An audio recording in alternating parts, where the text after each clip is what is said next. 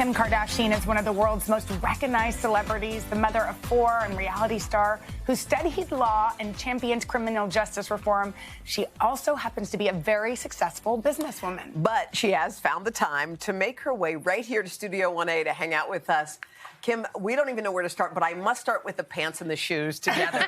This shoe-pant combo. The pant boots. Yeah, I feel like only you can do the No one can wear the pant boot. I was thinking yesterday, if someone asked me to take off my shoes in their home, I'd be screwed.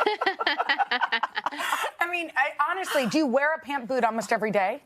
A lot. I have like, you should see, I have like a rack of the boots, the pants boots. It's pretty funny. We talked about you on the cover of Sports Illustrated. You wrote this beautiful We letter loved your letter. to your younger self. I'm going to read a little bit. You said, you're going to become a more private person. I mean, this is what you're saying to your younger self. And you're going to come to realize the way you get your story out there, the actual narrative, the truth, isn't by engaging, but by doing. I love that. Do you feel like you have wanted to hold things a little closer than previously? Well, I think that just when you have kids and then when you just have life experiences, some things you just cherish for yourself and you grow and evolve and enjoy that type of privacy. And I love to share with the world. I've always been that person, and I still do, but just kind of on my own terms. You know, I love filming our new show, and I kind of give it all there. And I show what I want on social media for sure, but I also have a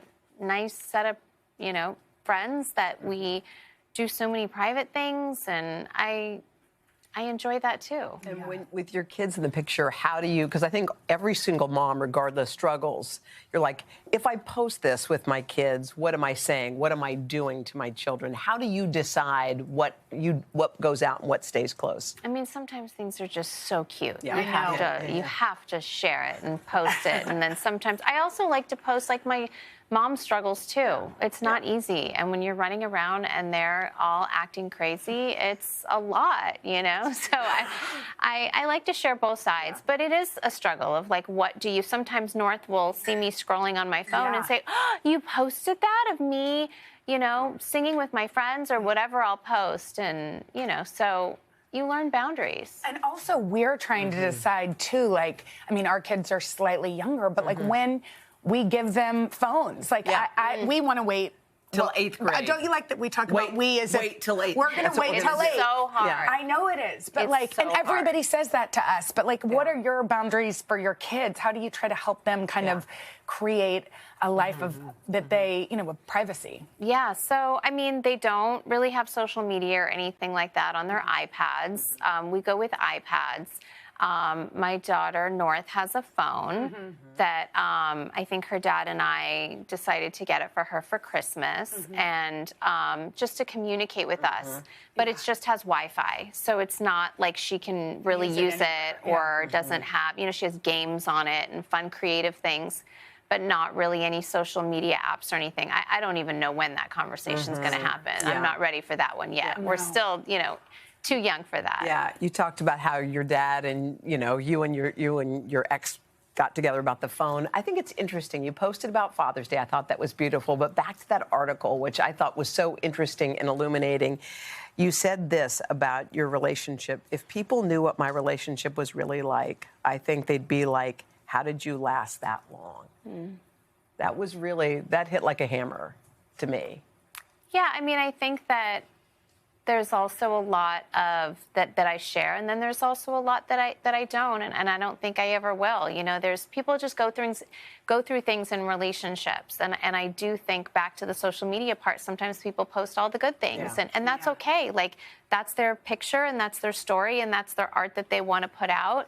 But I don't think everything is to be aired out, you know, I don't, but I think that people would, I think it was just more going through the sentiment with Chloe is that she's tried. And if people don't see that, or that, you know, maybe her sticking around is her really trying, and it's so much harder to stay and try, and like to leave is the easy thing. So I think she feels down on herself sometimes by seeing what the internet has to say about her relationship. And so I think that my comment to her was like, listen, if people only knew, you know, everyone else's situation, they would understand it. But everyone doesn't put it out there like that. And I actually commend Chloe for putting it out there so much. But it's hard for her because she has to have it rehashed and see it. And, you know, it's tough when you have all of those outside opinions all the time. And we've all been there. We've all been through our stuff. And I kind of looked at the camera and was like, so if all you internet trolls are being mean to Chloe, I will personally come and talk to you about it. By the way, your sisterhood is so good. Like, it's something that we really admire. And you're in love. Yes. I don't know if I just put words in your mouth, but you got a man, and I wonder what it feels like at this time in your life to have this relationship. It feels good to have someone that you can really laugh with and just be yourself with. I'm like completely 100% myself, and that is just the best feeling. That, you know, not that I wasn't before or anything, but it's just like someone that really supports you and just is fun and happy, and it's great. Do you ever think marriage will be in the cards again for you? I think I'm definitely going to be really cautious because I, you know, have proven that maybe I'm not the best at it, and I don't want to make that mistake again. So I would really, sometimes I think, should I just be in one of those relationships like Goldie Hawn and Kurt Russell? It seems to be working out for them. But you know what's great about you? I was thinking about when I was reading about you this morning. You didn't get hard. Sometimes after heartbreak and all kinds of things that happen in life, you get really hard and you say, no, that's not going to happen to me again. You've found a way to stay vulnerable through all of this. I think that's just who I am. Like, I believe in love. I would never not believe in love. So no matter what you've been through, and that's actually something my sisters and I were talking about like yesterday, is you can get hard. And I think that I might have been that way for, I was saying earlier, you know, I took 10 months to just be by myself and soak it in and figure out what that's like to be by myself. And then after that, I was like, okay, I'm ready. And it was so pleasantly unexpected. And then you dressed up as Jasmine, and the rest is history. The rest is history. We have to talk. A little Disney magic. Yeah, I mean, it really is. It's like hilarious that our fairy tales came true.